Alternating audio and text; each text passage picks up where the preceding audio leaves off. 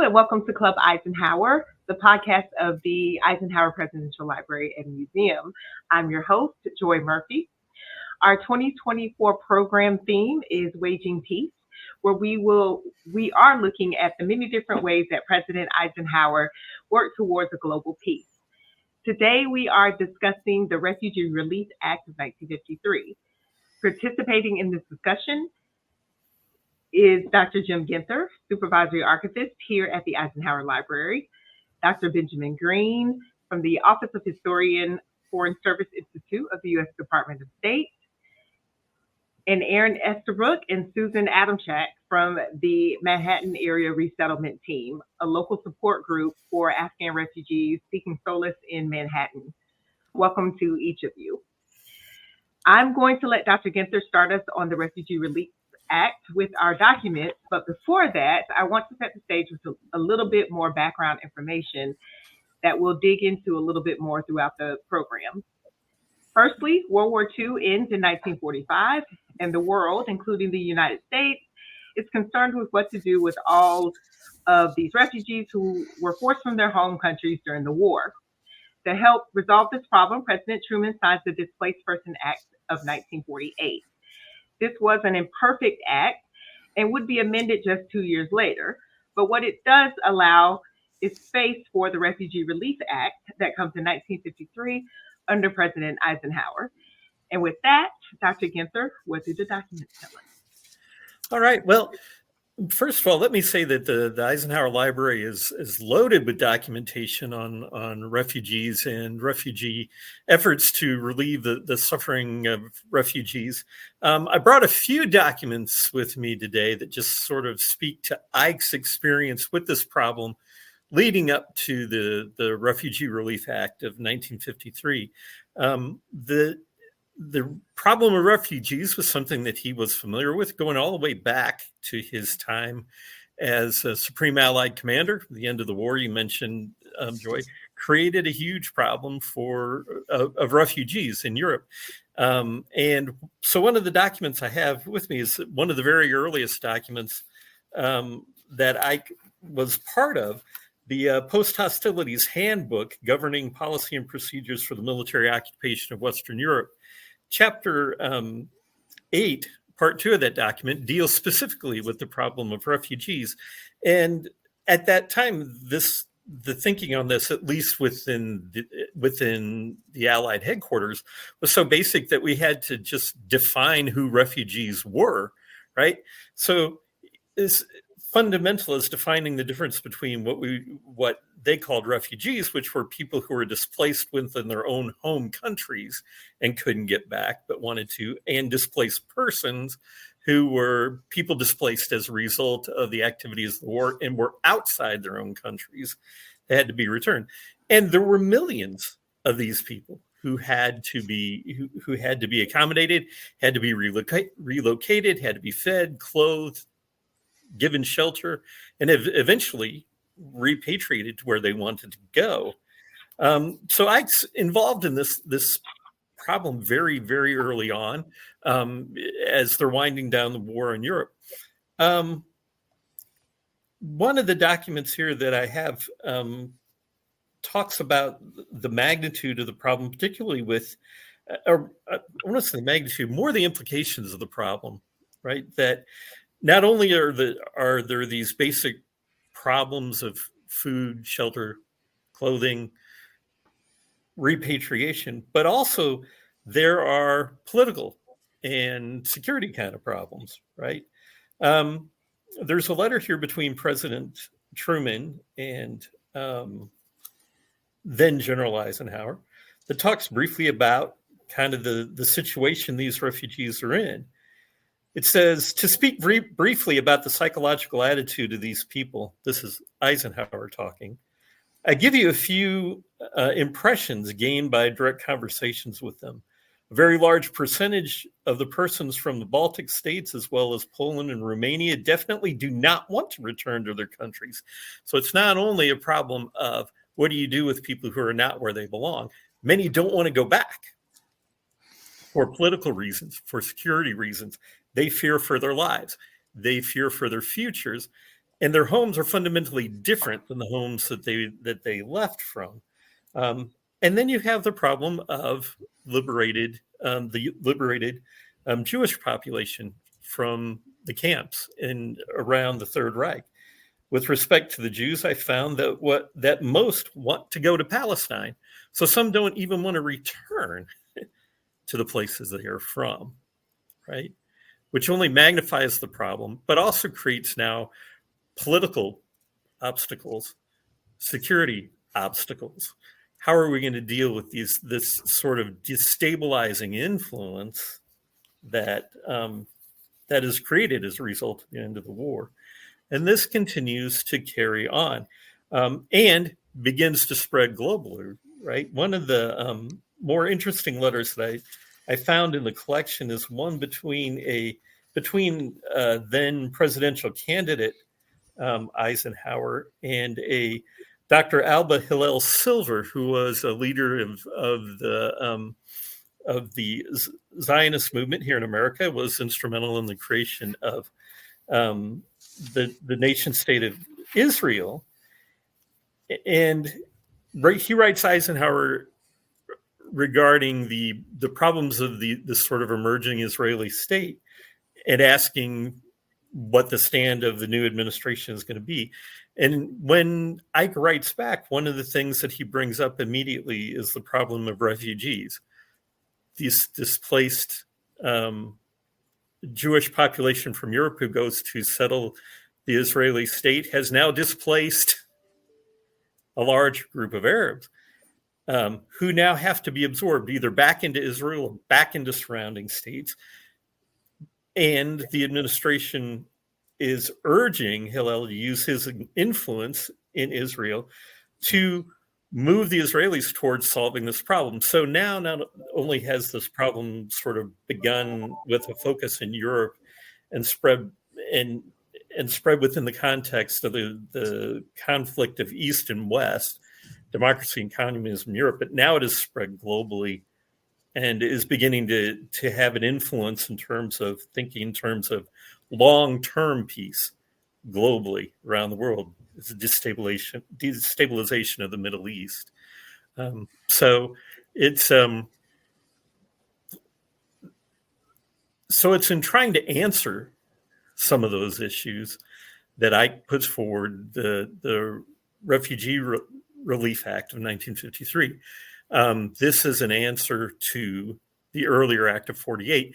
And the biggest problem that I believe Eisenhower felt had to be faced was the fact that for Americans to be able to become involved as part of the solution to this now growing global problem, we had to be able to take care of more people than the current acts provided for. And the problem with the current acts, as he saw it, was that it tied American relief of refugees to immigration quotas that had been around since beginning in the 1890s and certainly reinforced in the 1920s that limited the number of people from various parts of the world who could enter the United States legally under immigration quotas. Despite the efforts of the 1940s to try to remedy the refugee problem, they still continue to tie our ability to welcome refugees into this country to immigration quotas, which put strict limits on who could come and from where they could come into the United States. So that sets the tone for the problem. The answer to that is from the administration is to propose the Refugee Relief Act of 1953, which is going to allow us to bypass the quotas and allow the original goal was 250,000 immigrants, primarily from Europe, but also from other parts of the world, to be able to enter the United States, resettle, and try to begin a better life somewhere else. I just want to make sure that people are keeping up with the timeline here. So the war ends in 1945. We get the Displaced Persons Act in 1948. Mm-hmm. We get an amendment to it in 1950, and then we get the Refugee Relief Act in 1953. So we're talking about 8 years 8 years after the war that we're still kind of dealing with the aftermath of the war. So I think I want to make sure that people understand that. All right. So you kind of hit on some things I wanted to make sure that we talked about, which is this kind of definition of what is a refugee. And that definition has changed over time, but them grappling with that definition in order to even try to pass these different acts, right? And so I think that people need to recognize that too. I want to make sure that people see that as well, as that, that definition has changed over time. This word refugee was kind of new, and so no one really knew what to do with these people. Anybody want to jump in on that? Or well, I think that hitting that timeline from 45 to 253 is important to understand that the Refugee Relief Act really fulfills several different purposes. And it's a humanitarian gesture. It's also, as Jim mentioned, is targeting economic concerns and political instability. And so I think one of the lessons learned that's driving the national security strategy at this point is this idea that the world got it wrong after the First World War and needed to remedy that after the Second World War. And so by this, I mean that after the end of the First World War in the late teens and the 1920s, the lesson was that overpopulation and displaced persons fostered economic and political unrest. And when you have economic and political unrest, that's going to make it more susceptible for governments to fall to extremism.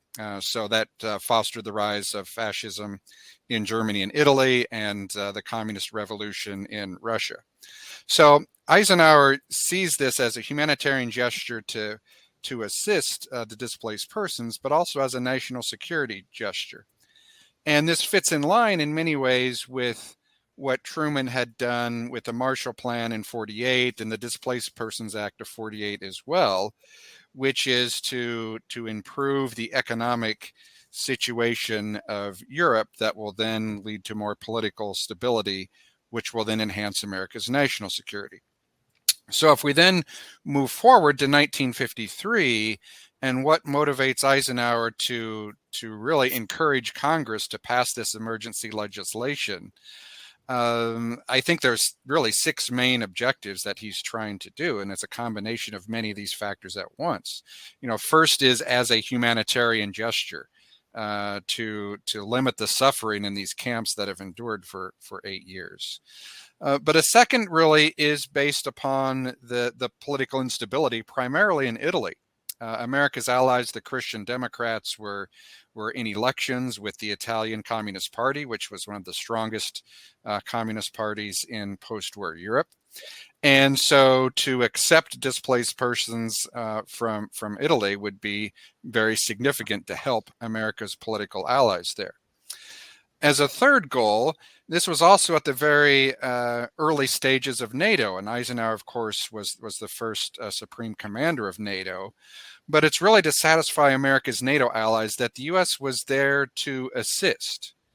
And that's important, really, in the context of Eisenhower's early presidency, moving into his fourth objective here, because Eisenhower was really elected to end an increasingly unpopular war in Korea. And the Europeans were concerned that the United States had become fixated upon Korea. And so to help resolve some of the economic and humanitarian issues in Europe was an important signifier that here's Eisenhower, the former commander of Western Allies in World War II and the first commander of NATO. Now he's clearly, as he's simultaneously trying to end the war in Korea, he is also renewing attention of the United States to foster European stability. I think it's also important, kind of getting back to the history Jim mentioned before about America's legacy of refugees, is that America's moral authority and its image had been tarnished after the full facts of the Holocaust had been made aware. That the United States was relatively inactive and, if not hostile to refugees from the Holocaust. So I think a fifth objective is to really try to alter that perception and show that the U.S. was living up more to its ideals than perhaps its actions had showed in the 30s and the 40s. And then a sixth objective, domestic politics are involved in this as well. Eisenhower had campaigned to revise some of the important aspects that Jim mentioned before about the immigration quotas. Increasingly, there are American citizens of Central and Eastern European descent who could be loyal voters.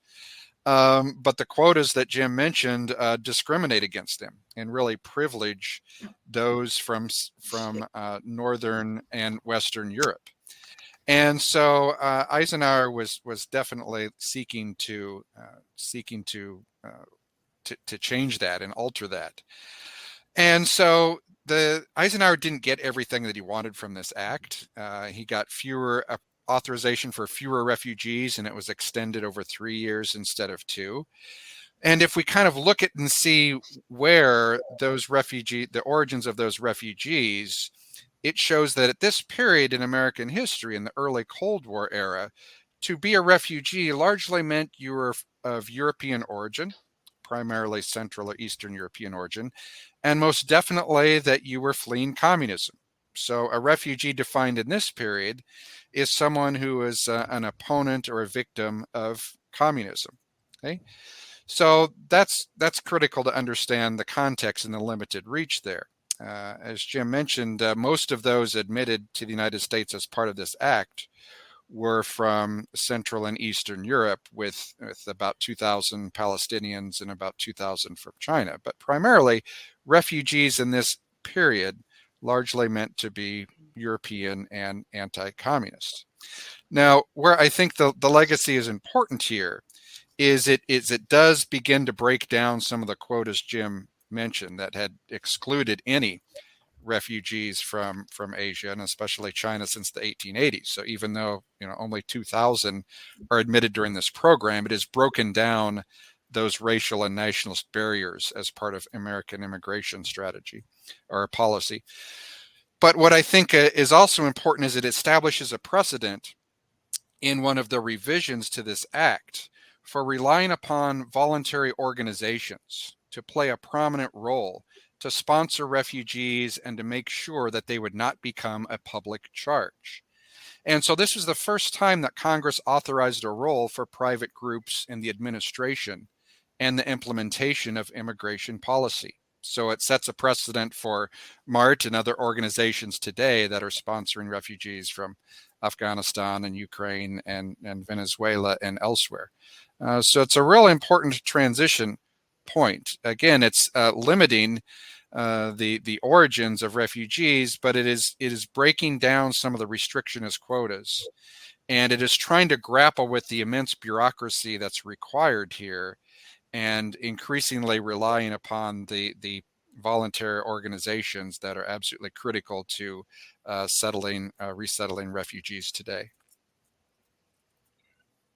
You hit on a few things that I want us to go back to and then walk forward. So first thing is you talked about political unrest and national security. And as we continue to talk about this idea of waging peace throughout the year, so far what has come up over and over again was this concern about the spread of communism. And that really was the driving force behind pretty much everything that President Eisenhower did as far as seeking this global peace. It was all about, people who are in an unstable situation, whose basic needs aren't being met, are more likely to seek aid from whomever will provide it. Mm-hmm. And if that happens to be a communist country, so be it. So I think that should be noted, that just how much communism was behind a lot of this, and that spread of communism, and as we're rolling into this Cold War that is coming, that it's here. So I just want to make sure that we visit that really and kind of sit in that place for a little bit and just make sure that we talk through the importance of communism to what he was doing. Oh, you're absolutely right.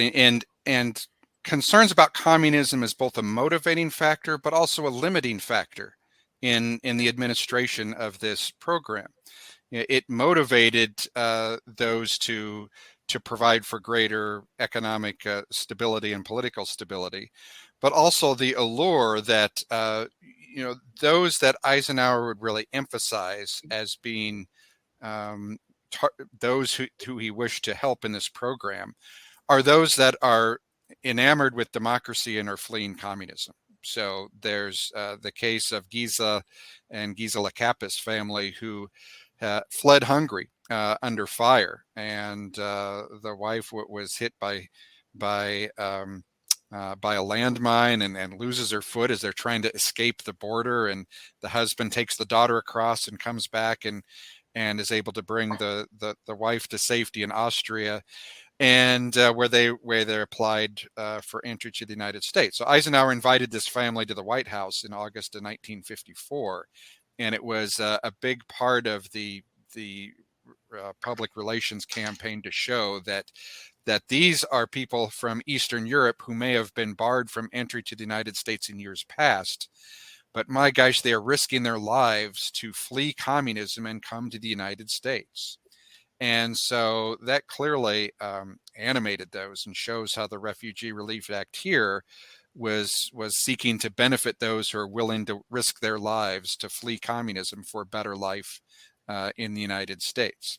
So it's a motivating factor, but it's also a limiting factor. And that gets at the rigorous security screening, because in the context of this period as well, it's also at the height of the McCarthyism scare, of concerns that atomic spies had infiltrated the Manhattan Project, had infiltrated the State Department, that McCarthy was making all these claims about communist infiltration elsewhere.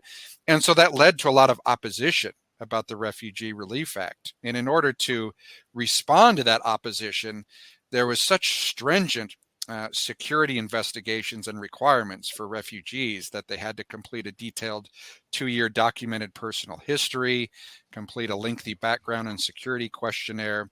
And in the early phases, they had to identify a U.S. citizen who would sponsor them so that they would not become a public charge. And as I mentioned, that will be revised because these security restrictions were so stringent that within the first 6 months or so, there were less than 10 refugees admitted under the program.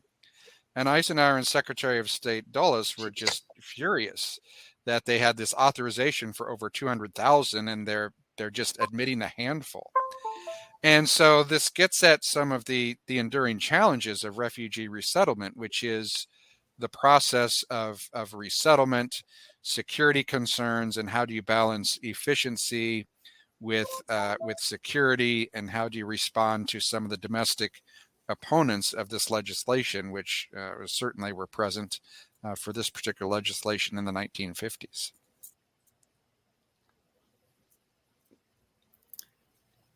Okay, with that, I do want to make sure we bring Susan and Aaron into this conversation because they are doing great work with the Manhattan Area Resettlement Team, or MART,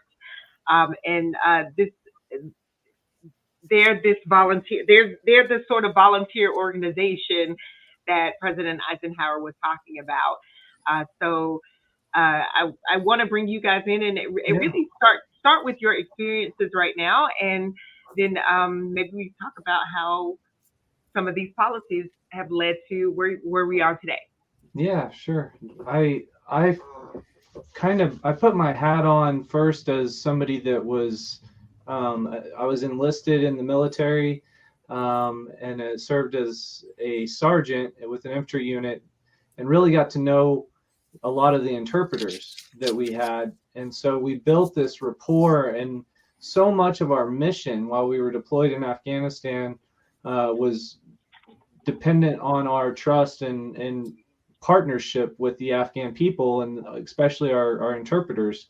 So that really resonates with me. We talked about like this moral jurisdiction, or getting back to our kind of moral compass as a country, and we see the Statue of Liberty as welcoming people. well, we also, as former soldiers, see that as an obligation we had to those allies we served with. And when we started to see the withdrawal of Afghanistan in 2001 and Taliban ultimately taking Kabul that August, we saw what really was a mass exodus of a lot of Afghan allies, hundreds of thousands trying to get into the airport in Kabul and come somewhere.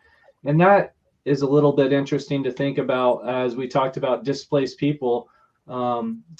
Displaced people in the 1950s or coming out of World War II might have been in different countries. They might have been not wanting to go back to their country, but these displaced were within their own country.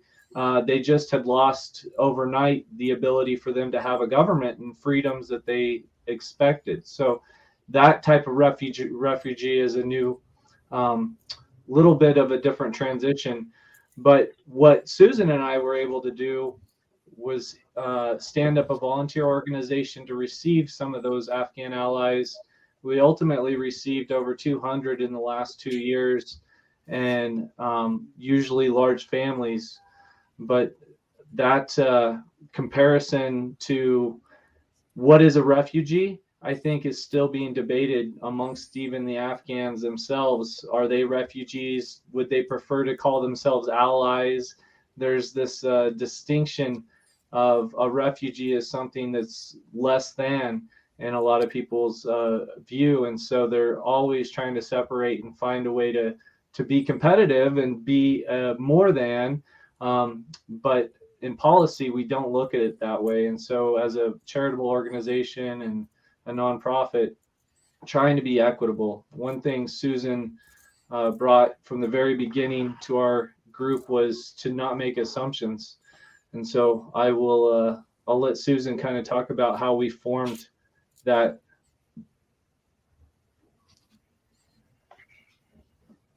We are very lucky here in Manhattan in that we do have an organization that's referred to as a community care team. And that group usually is in response to people who are having mental health breakdowns or are repeat offenders in the judicial system. And it's an effort to try to break that cycle.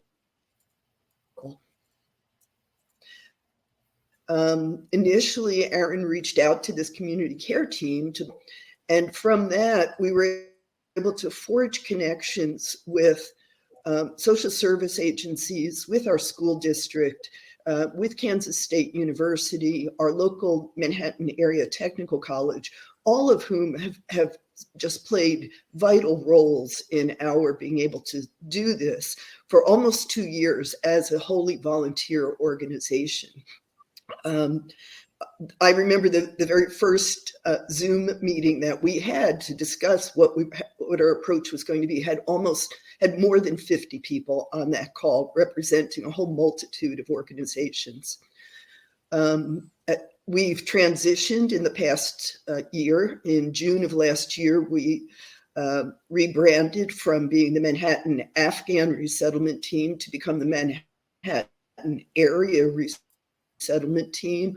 We've entered into a contract with the Kansas State Office of Refugees, which provides technical and financial support for us.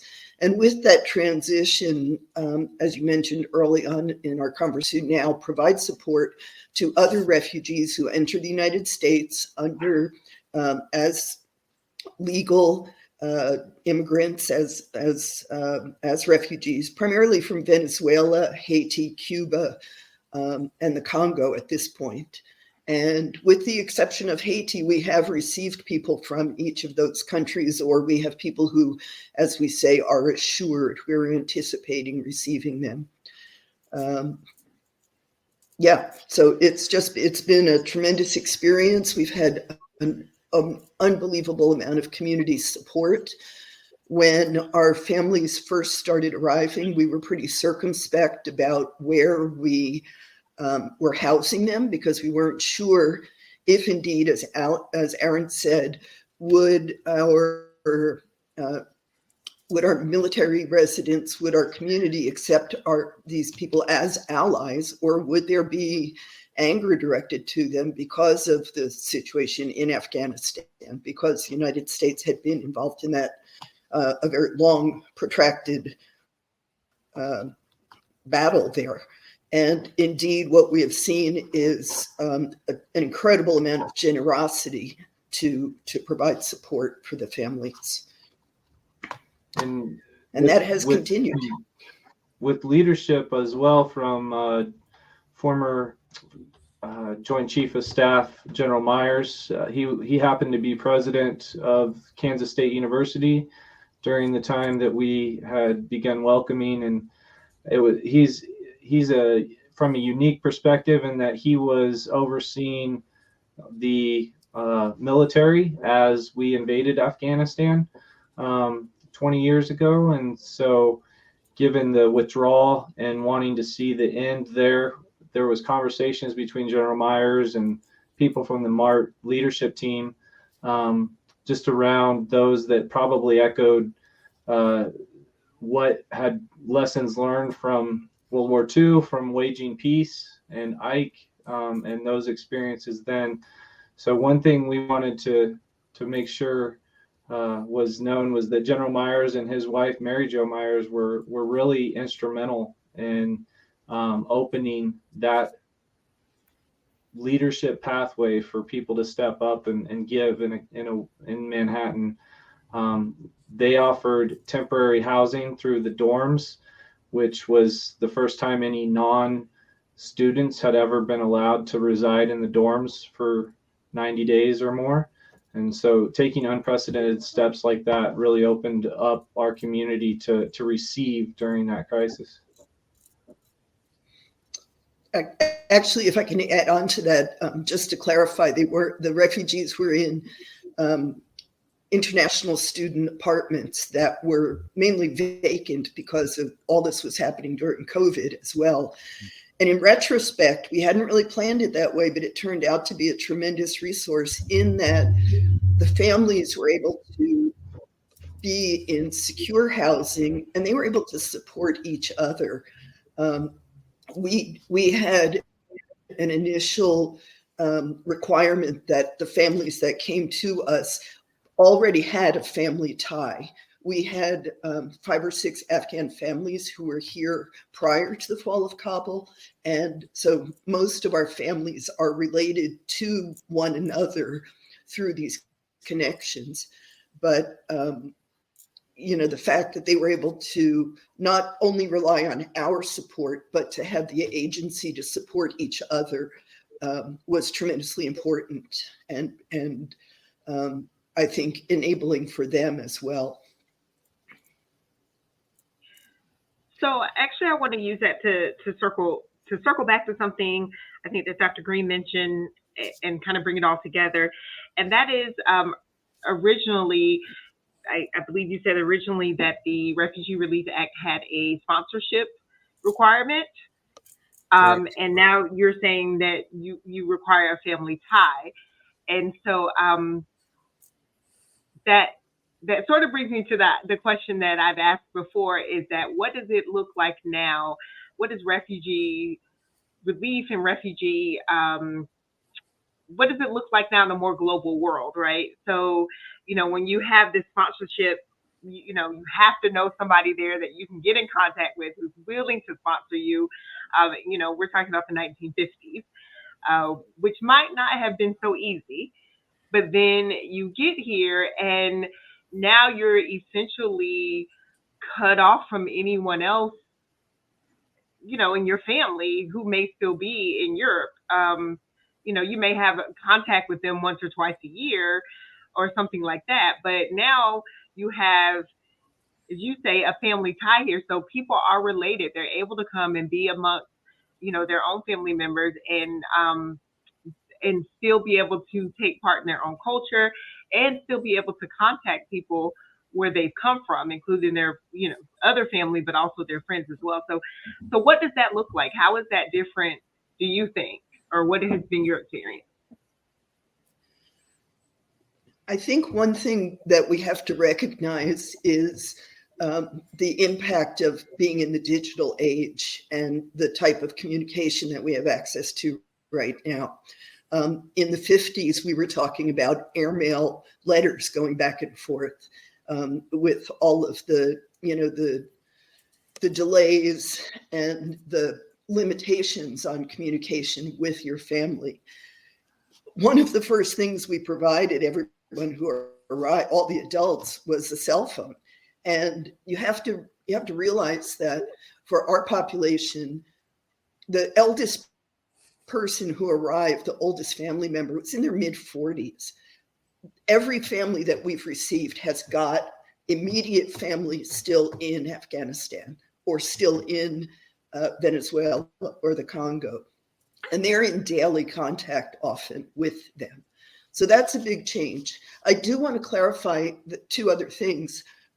One is, in the last year or two, President Biden actually revised a system where we now, I can't remember, Aaron, is it called family circles? Or there's a system where people can come together, perhaps 5 church families, and guarantee a certain level of financial support, and they can individually, as that circle, sponsor refugees.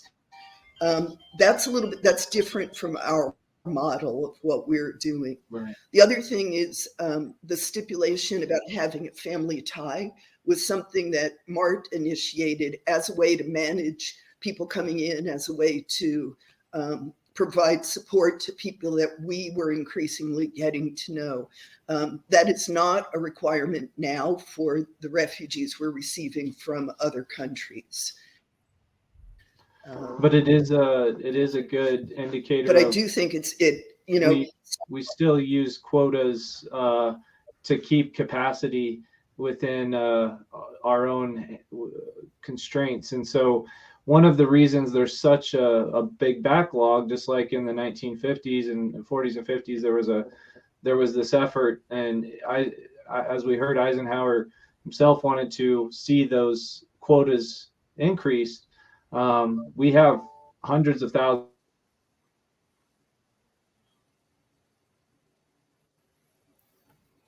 of towards for 3 years, and now they would be eligible for a special immigrant visa. But those quotas that were put in place by Congress of allowing 650 or so, just a nominal amount compared to the actual people that might be eligible, created this massive backlog. And that backlog then created a huge influx in emergency, where our only way to control that was to create another quota on the other end a little bit, and a requirement that they have a family tie. And now that that's removed, we can receive more. But it's interesting how throughout the immigration policy, even today, the quotas are what drive, I think, so much of the controversy.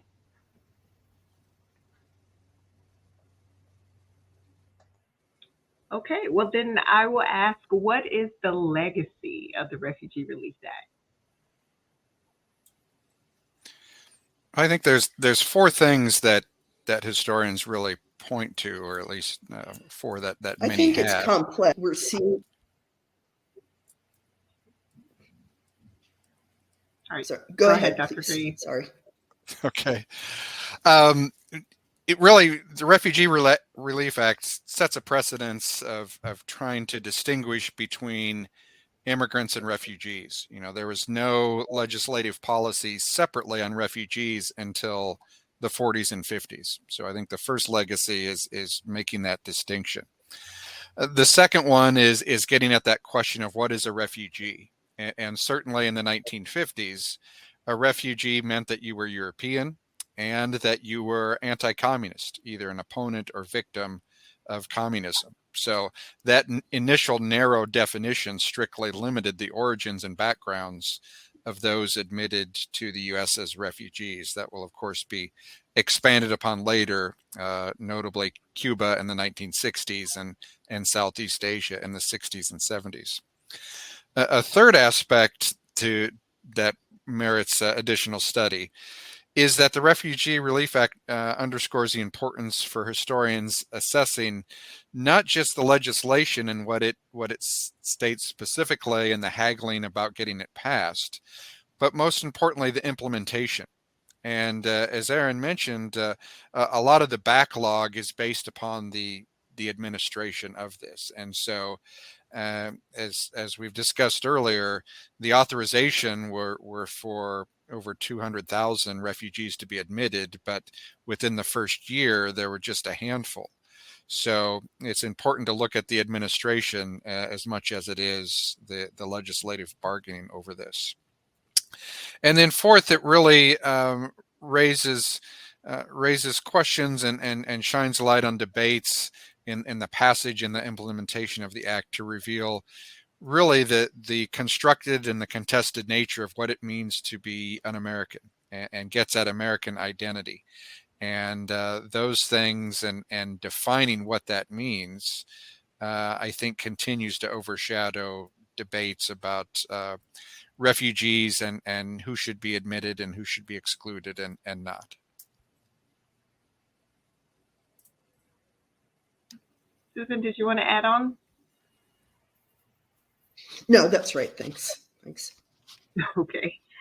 Well, we talked about some of the goals of the Refugee Relief Act.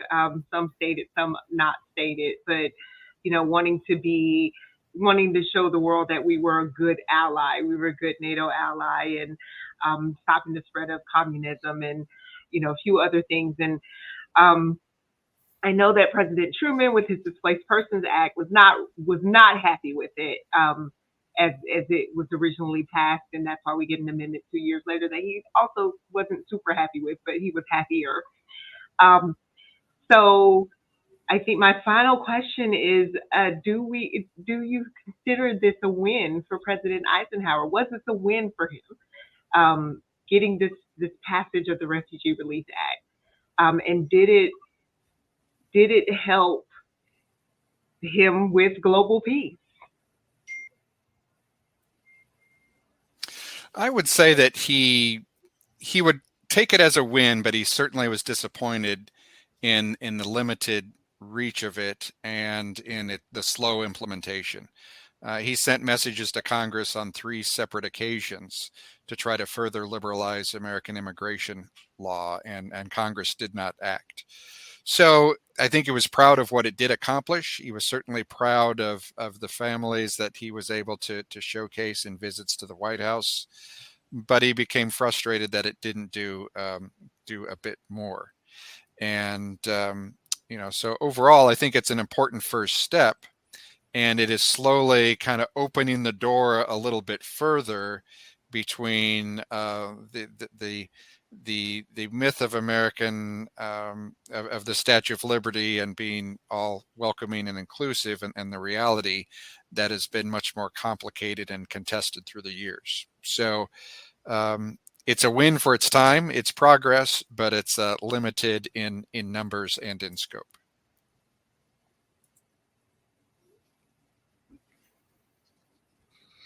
Any final thoughts? Aaron, I see you talking, but you're on mute. Sorry. I think it's a wonderful time to look back and see the struggles that those folks went through as we deal with that as a country again, and look at the immigration policy that's maybe for the first time coming out of Congress over the next few months or years. It's an issue that doesn't seem to go away, or there isn't a magic bullet to fix it. I think we need to, it's been very easy to demonize the people coming across our southern border and to lump them into a single category without putting faces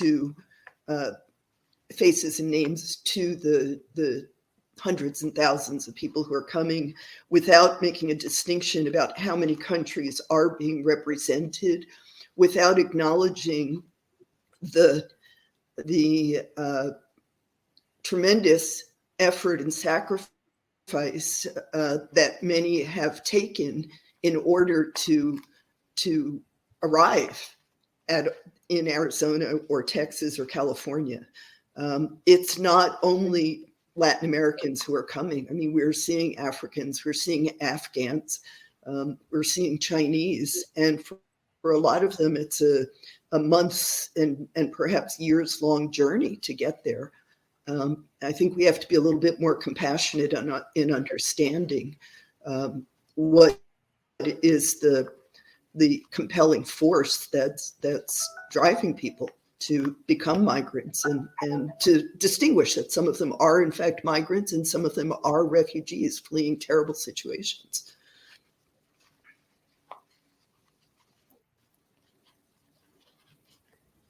Anyone else?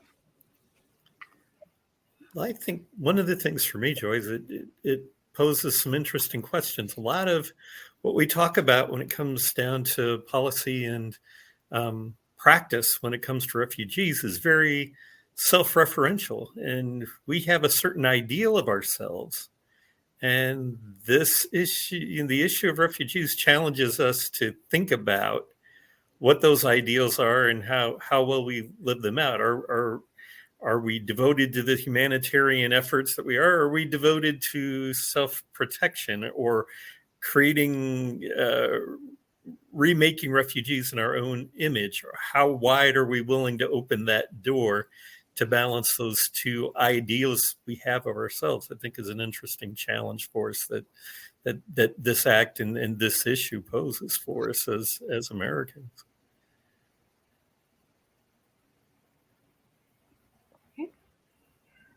All right. Well, if there are no other final thoughts, then I will say thank you so much for your time and for your contributions. And thank you to everyone for listening. This is Club